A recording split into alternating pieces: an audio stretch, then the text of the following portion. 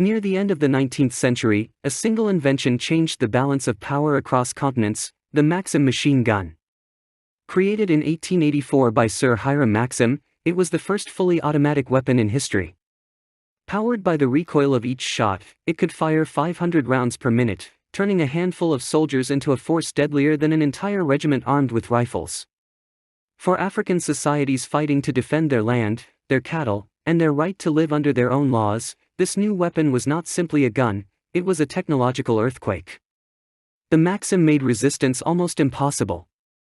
Armies that had defended their territories for centuries suddenly faced a machine capable of sweeping through lines of warriors in seconds.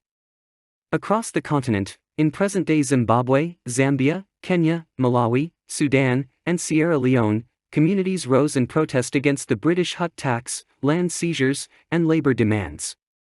These uprisings were met not with negotiation, but with the Maxim gun. In battle after battle, small colonial units annihilated vastly larger African forces.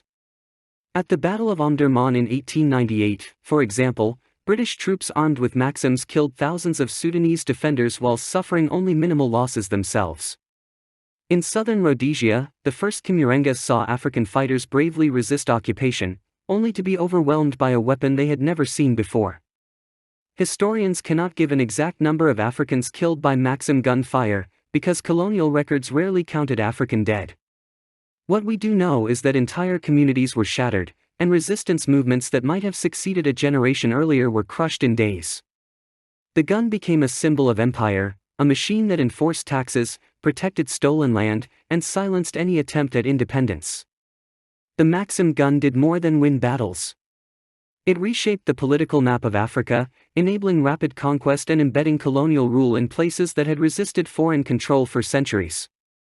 The cost was measured not only in lives lost, but in land dispossessed, cultures disrupted, and economic systems destroyed. When we speak of the hut tax, of forced labor, and of unjust governance, we cannot separate these policies from the weapon that made them possible. The Maxim gun was not only a machine, it was the iron hand behind colonial power, and its impact still echoes across the continent today.